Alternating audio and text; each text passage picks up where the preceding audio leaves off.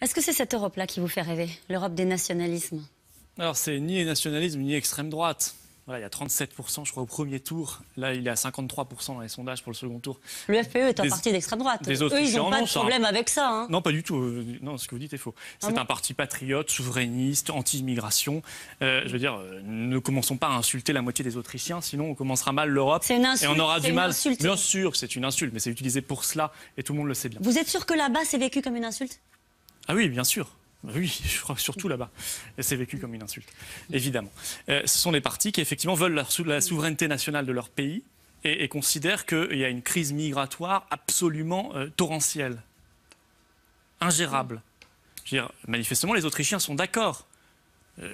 Oui, je considère qu'aujourd'hui, cette politique migratoire est folle. Complètement folle. Avoir accueilli 1 million de migrants l'an dernier en Europe, on en voit arriver en Grèce, maintenant de plus en plus en Italie d'ailleurs, depuis quelques semaines, par dizaines de milliers chaque mois. Je veux dire, tout cela n'est pas raisonnable. Nous n'avons pas les moyens aujourd'hui de les accueillir. En tout cas, c'est le choix qui a été fait par les Soutiens. On va en parler de la question des migrants. La question, c'était, est-ce que c'est cette Europe-là que vous voulez? Moi, l'Europe que je veux... Une Europe des nationalismes. Non, je veux une Europe des nations. Une Europe des nations libres. Le choix n'est pas caricatural entre soit vous mettez votre destin dans les mains des technocrates de Bruxelles, qui ont toujours des petits lobbies américains qui gravitent autour et qui vous construiront un monde cauchemardesque avec le traité transatlantique, le bœuf aux hormones dans vos assiettes, les OGM et la sous-croissance et l'immigration massive. Soit l'opposé serait le nationalisme et je ne sais quelle vieille lune. C'est juste que ça rappelle des souvenirs et vous le savez très bien. Il y a eu à un moment donné l'Europe des nations. Je veux vous dire, le seul souvenir. C'était 1917, ça a été 1938. S'il y a cette peur-là, malgré tout, de ce qu'a été l'Europe, la question que je vous pose, c'est quelle Europe voulez-vous si c'est l'Europe des nationalismes? À quoi ça ressemble? Cette Europe-là, cette crainte-là, est entretenue pour mettre une chape de plomb sur le débat qui concerne Bruxelles.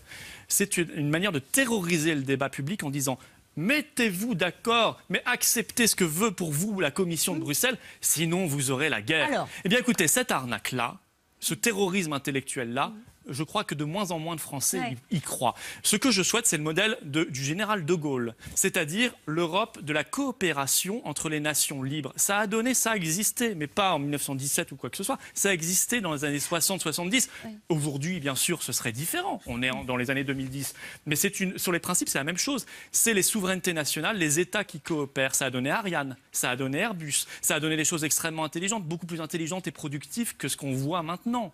Moi, je n'accepte pas, parce que je suis aussi très démocrate, que mon pays, que mon peuple vote pour rien, qu'on annule des référendums, qu'on fasse en sorte même qu'il n'y ait plus de référendums ou de moins en moins. En France, ça fait 11 ans qu'il n'y a pas eu de référendum national parce que la dernière fois, les Français avaient mal voté selon la caste. Ils avaient dit non à la Constitution européenne. On s'était empressé d'ailleurs au Parlement, gauche et droite confondus, d'annuler leur vote.